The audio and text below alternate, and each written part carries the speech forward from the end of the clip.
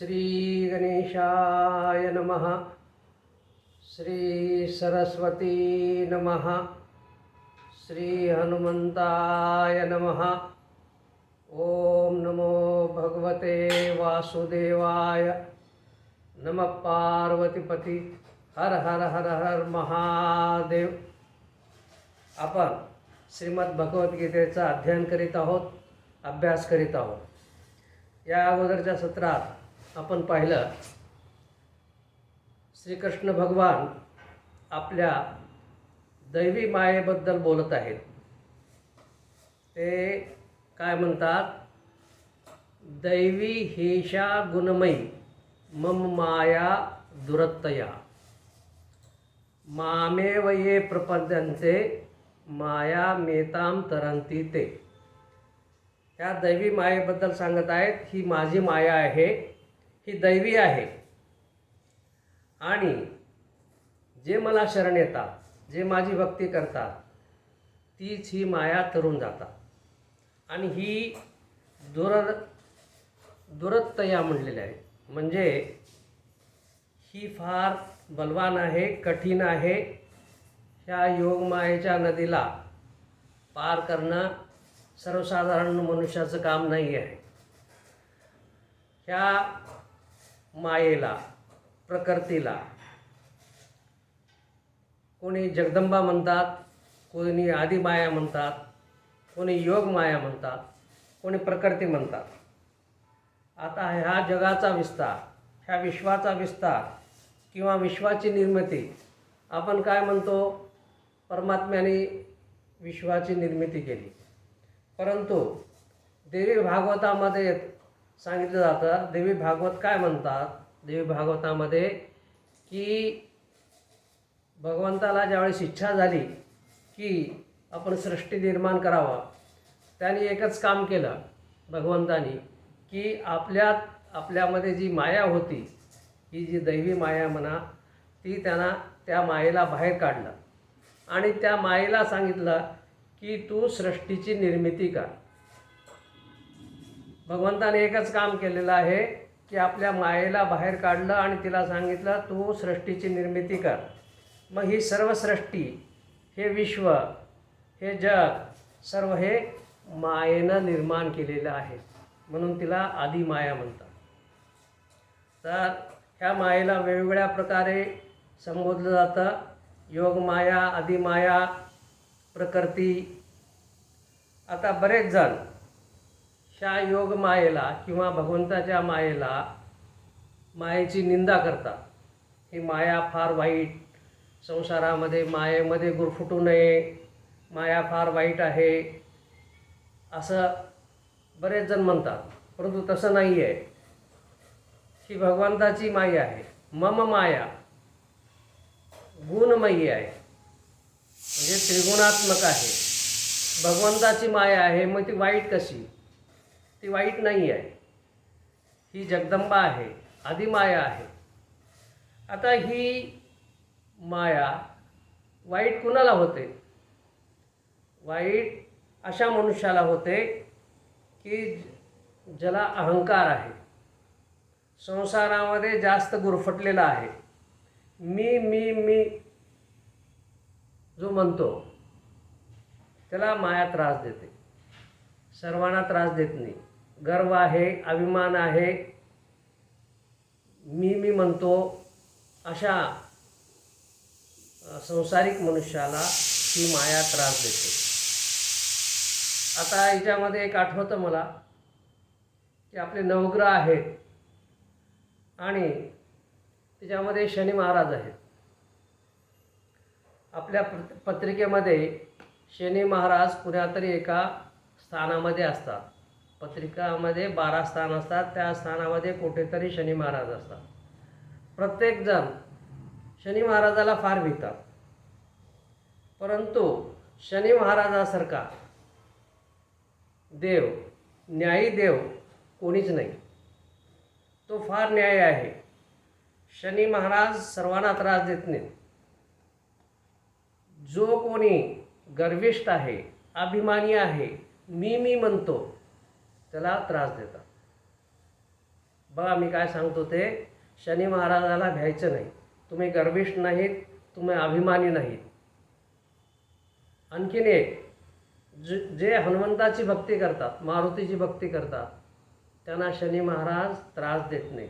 शनी महाराजांनी हनुमंतरायाला वचन दिलं होतं की हे हनुमंता, तुझी कोणी जे भक्ती करतील त्याला मी त्रास देणार नाही. म्हणजे शनी महाराज वाईट नाही आहेत, शनी महाराज न्यायी आहेत. तुम्ही चांगलं काम कराल तर शनी महाराजासारखं भरभरून कोणी देत नाही. शनी महाराज फार देतात, परंतु हळूहळू देतात. ते परीक्षा घेतात, हा जो माझा भक्त आहे की कसा आहे, चांगला आहे, वाईट आहे, चांगलं काम करतो का. गर्वानं जर फुललेला असेल तर शनी महाराज त्रास देतात. तशा प्रकारचीच ही माया आहे. माया कुणाला त्रास देते? माया ही गर्विष्ठ मनुष्याला, आणि जो भगवंताची भक्ती करत नाही त्याला त्रास देत असते. आता रामचरितमानसमध्ये तुलसीदास महाराज म्हणतात, त्याचा दोहा असा आहे, रामदुरी माया बढती घटती जानी मनमाह, भुरी होती रवी दुरी लाखी, सिर पर पगतर छाय. म्हणजे ह्याचा अर्थ असा आहे, रामचंद्र प्रभू दूर आहेत.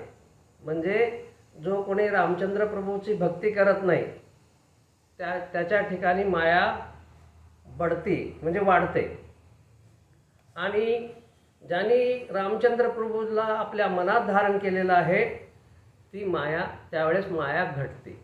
कशा प्रकारे ते उदाहरण देतात. सूर्य दूर असेल, सूर्य जर दूर असेल तर आपली छाया ही लांब पडते, लांब राहते. आणि सूर्य जवळ असेल, माथ्यावरती असेल तर आपली छाया जी आहे खाली लहान असते. ही छाया, ही सावली म्हणजेच माया. आणि सूर्य म्हणजे रामचंद्र प्रभू. रामचंद्र प्रभू जितके दूर आहेत आपल्यापासून, म्हणजे आपण भक्ती करत नाही तर ही माया त्रास देते. आणि आपण रामचंद्र प्रभूला आपल्या मनामध्ये धारण केलं तर ही माया त्रास देत नाही. अशा प्रकारे तुलसीदास महाराज आपल्या रामचरितमानसमध्ये म्हणत आहेत. तर ह्या मायेची निंदा करू नये. आता ही माया कशा प्रकारे सांगितलेली आहे? ती त्रिगुणात्मक आहे, दैवी आहे, म्हणजे दिव्य आहे, प्रकाशमय आहे. दुसरा फार बलवान आहे, दुरत्तया म्हणलेला आहे, आणि ती भगवंताची आहे, मम माया. तर ही माया नदी कोण पार करू शकतो? श्रीकृष्ण महाराज काय म्हणतात की कोणीही कर्मयोगी असो, ज्ञानयोगी असो, वैरागी असो, हे कोणीही माया, ही माझी माया नदी तरून जाऊ शकत नाही. कारण कोणीतरी हा जो कर्मयोगी असतो त्याला थोडा तरी अहंकार असतो. तो काय म्हणतो, मी केलं, हे कार्य मी केलं, माझ्याशिवाय कोणी करू शकत नाही, अशा प्रकारचा अहंकार असतो. ज्ञानी जे असतात, ज्ञानाला तर फारच अहंकार असतो, मायासारखा ज्ञानी कोणीच नाही. वैरागी जे आहेत, वैराग्यांना सुद्धा ही नदी पार करू शकत नाही, त्यांना पार करता येत नाही. असं ज्ञानेश्वर महाराज पण म्हणतात. हे सर्व लोक ह्या नदीमध्ये, ज्ञानेश्वर महाराज सांगतात, ह्या नदीमध्ये बुडाले, कोणी वाहून गेले, कोणी भोऱ्यात अडकले, अशा प्रकारचे आपण पाहिलेलं आहे. फक्त आणि फक्त कोण, जो भक्त आहे, भगवंताचा भक्त आहे, भगवंताला अनन्य शरण गेलेला आहे, अशा प्रकारचा भक्त ही नदी पार करू शकतो. म्हणून मायेला वाईट मानू नये, मायेला वाईट मानू नये. माया ही फार चांगली आहे, भगवंताची आहे. आता एक उदाहरण देतो, एक उदाहरण थोडं समजण्यासाठी. दोन गावातले लहान मुलं, लंगोटियार म्हणतो ना आपण, शाळेत शिकत होते, एकाच वर्गात होते. एक हरी आणि एक नारायण. आपण त्यांचं नाव असं हरी ठेवू, एक नारायण ठेवू. मग शिकले, हरी हा गावातच राहिला आणि नारायण जास्त शिकला आणि शहरात गेला. शहरात गेल्यानंतर त्यांनी चांगली प्रगती केली, मोठा बिझनेसमॅन झाला, व्यवहार करू लागला. आणि आपल्या गावचे जे नारायण शेठ होते ना, तशा प्रकारे तो मोठा झाला. मग एक वेळेस हा नारायण शेठ गावी आला. गावी आल्यानंतर हरीची भेट घेतली, लंगोटी आहे, गप्पा गोष्टी झाल्या, हे झाल्या. मग हरी तर शेती करत होता, तेवढा काही श्रीमंत नव्हता, परंतु ठीक होता, आपलं आपलं त्याचं भागत होता, संसार चालत होता. नारायण शेठ तर मोठा झाला होता, मोठा व्यापार होता, धंदा होता, मोठा बंगला होता शहरामध्ये. मग नारायण शेठ काय म्हणाले, अरे अरे हरी, कधीतरी ये रे म्हणे माझ्याकडे. ठीक आहे म्हणे, केव्हा तरी वेळ मिळाला, शेतीचे कामं कमी झाले त्यावेळेस येतो म्हणे. मग एके दिवशी हरी शेतीचे कामं कमी झाले त्यावेळेस नारायण शेठला भेटण्यासाठी शहरात गेला. मग विचारत त्यांनी नारायण शेठचा बंगला कुठं आहे विचारत गेला. मग बंगल्याच्या समोर आला. बंगल्याच्या समोर आल्यानंतर गेट बंद होता. मग आतून एक कुत्रं, नारायण शेठनं एक मोठे कुत्रं पाळलं होतं, ते कुत्रं भुंकायला चालू केलं. त्या हरीला पाहून ते कुत्रं भुंकायला चालू केलं. मग हे ज्यावेळेस कुत्रं भुंकत होतं त्यावेळेस नारायण शेठ कोण आलं, कुत्रं का भुंकतंय म्हणून वरच्या मजल्याच्या गॅलरीत आले. गॅलरीत आल्यानंतर त्यांनी पाहिलं, अरे आपला मित्र आलेला आहे, हरी आलेला आहे. ये म्हणे हरी, ये. अरे मग कसं येऊ मी, तुझं कुत्रं बघ ते भुंकत आहे. ठीक आहे म्हणे. मग शेठजी खाली आले, नारायण शेठ खाली आले. त्या कुत्र्याला, ए टॉमी गप बस, कम बॅक, भुंकू नको असं म्हणाले. आणि मग हरीला आत घेतलं. हरीला आत घेतल्यानंतर मग कुत्रं जे आहे ते कुत्र्याने हरीचा वास घेतला आणि आपलं शेपूट हलवायला चालू केलं. आणि नंतर मग हरी आणि नारायण शेठ आतमध्ये बंगल्यात गेले. इथे कथा संपली. इथं काय, हा नारायण शेठ म्हणजे कोण? नारायण शेठ म्हणजे भगवान. हरी हा आपण जीव आणि कुत्रा म्हणजे कोण? माया.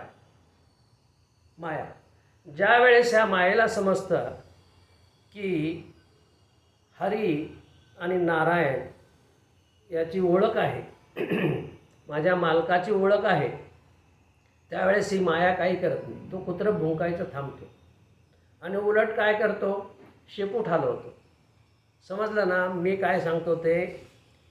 ज्यावेळेस कुत्र्याला समजलं की हा हरी दुसरा नाही, दुसरा तिसरा कोणी नाही, माझ्या मालकाचा मित्र आहे, मग ते कुत्रं भुंकायचं थांबतं.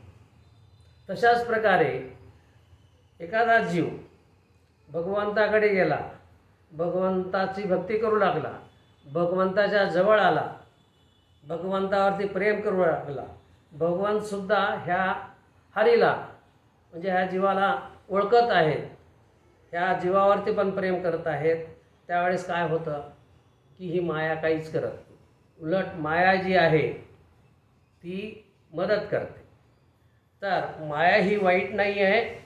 माया भगवंताची आहे, आदी माया आहे, जी ह्या सर्व सृष्टीची करता आहे. ती वाईट कशी असू शकते?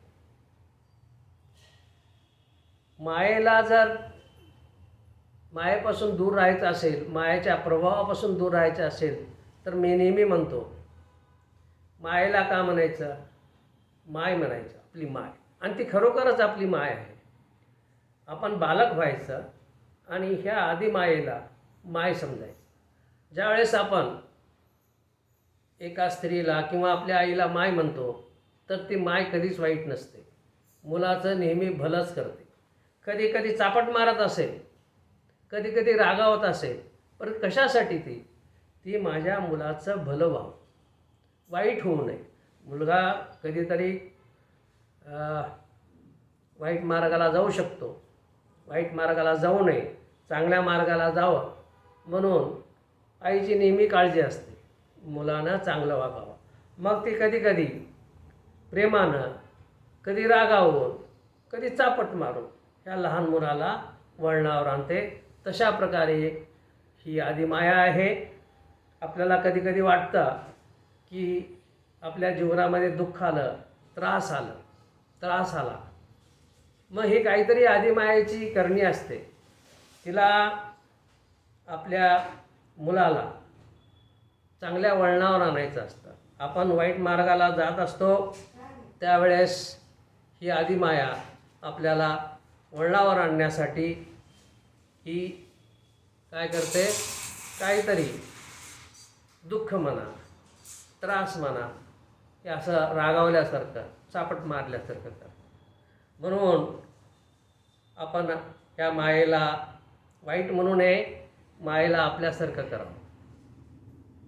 आता पाहिलं आपण की माया वाईट नाही, माया चांगली आहे. मग भगवंत का प्रत्येकाला प्रश्न पडत असतो की भगवंत एवढा चांगला आहे, भगवंताने पण म्हणलेलं आहे माझ्या भक्ताचा उदरनिर्वाह माझ्याकडे आहे, मी करतो. मग सर्वजण का करत नाही भगवंताची भक्ती? हे आपण अगोदरच्या सत्रामध्ये पाहिलं होतं की काही दुष्ट लोक आहेत, काही नराधम आहेत किंवा काही राक्षस आहेत, हे भगवंताची भक्ती करत नाहीत. ते संसारामध्ये गुरफटतात. असे लोक जे आहेत, असे संसारिक आहेत, ते भगवंताची भक्ती करत नाहीत, भगवंतापासून दूर राहतात. जे चांगल्या प्रकारचे लोक आहेत, ज्यांनी अगोदरच्या जन्मामध्ये काहीतरी चांगलं पुण्य केलेलं असतं, ते ह्या वळणावरती येतात, भगवंताची भक्ती करतात. आता श्रीकृष्ण महाराज सांगत आहेत माझे भक्त कशा प्रकारचे आहेत, माझी भक्ती कोण कोण करतात. त्याचा श्लोक असा आहे, चतुर्विधा भजन्ते माम जनाः सुकृतिनो अर्जुन आर्तो जिज्ञासु अर्थार्थी ज्ञानी च भरतर्षभ. चतुर्विधा भजन्ते माम म्हणजे 4 प्रकारचे हे सुकृत म्हणजे चांगल्या प्रकारचे लोक आहेत. चांगल्या प्रकारचे लोक हे चांगल्या मला भजतात आणि ते 4 प्रकारचे आहेत. कोणते कोणते? आर्तो, जिज्ञासू, अर्थार्थी, ज्ञानीच. म्हणजे आर्त, जिज्ञासू, अर्थार्थी आणि ज्ञानी. आर्त म्हणजे कोण? जो दुःखी आहे, ज्याला काहीतरी त्रास आहे, मानसिक त्रास आहे, शारीरिक त्रास आहे. आपण 3 प्रकारचे त्रास म्हणतो बघा, आदि, व्याधी, उपाधी, तापत्रय. म्हणजे असे काहीतरी पीडित आहेत, शारीरिक आहेत, मानसिक आहेत, दुःखी आहेत, आजारी आहेत. अशा प्रकारचे जे भक्त आहेत ते माझी भक्ती करतात. दुसरे जे आहेत अर्थार्थी. अर्थार्थी म्हणजे आपल्याला काहीतरी प्राप्त हो, आपली काहीतरी इच्छा असते, ती मनोकामना पूर्ण करण्यासाठी भगवंताची भक्ती करतात. तिसरे आहेत जिज्ञासू. जिज्ञासू अशा प्रकारचे आहेत की मी भक्ती केली आणि भगवंताने मला माझा आजार दूर केला, माझी इच्छा पूर्ण केली, मग हा भगवंत आहे कोण हे जाणून घ्यायचं असतं त्यांना. की माझी इच्छा पूर्ण केली, माझा आजार दूर केला, हा भगवंत कोण आहे, मी कोण आहे, हे जग काय, म्हणजे जीव, जगत आणि जगदीश हे ज्ञान प्राप्त करण्यासाठी तो प्रयत्न करतो. त्याला ज्ञानी म्हणतात, त्याला जिज्ञासू म्हणतात. आणि चौथा जो आहे ज्ञानी. जो ज्ञानी असतो तो भगवंताला अगोदरच जाणलेला असतो. भगवंत कोण आहे ते माहीत असतं, त्याला अनुभव आलेला असतो, भगवंतानं दर्शन दिलेलं असतं. अशा प्रकारचे हे 4 भक्त आहेत. सर्वात श्रेष्ठ भगवंत म्हणतात की ज्ञानी आहेत. तर आता ह्याचा थोडा पुढे जास्त विस्तार करू. आता थोडक्यात सांगितलेलं आहे 4 प्रकारचे भक्त. पुढच्या प्रवचनामध्ये याच्यावरती जास्त विस्तार करू. हे सत्र आता इथेच थांबतो. ओम नमः शिवाय. नमः पार्वतीपती हर हर हर महादेव. ओम शांती शांती शांती.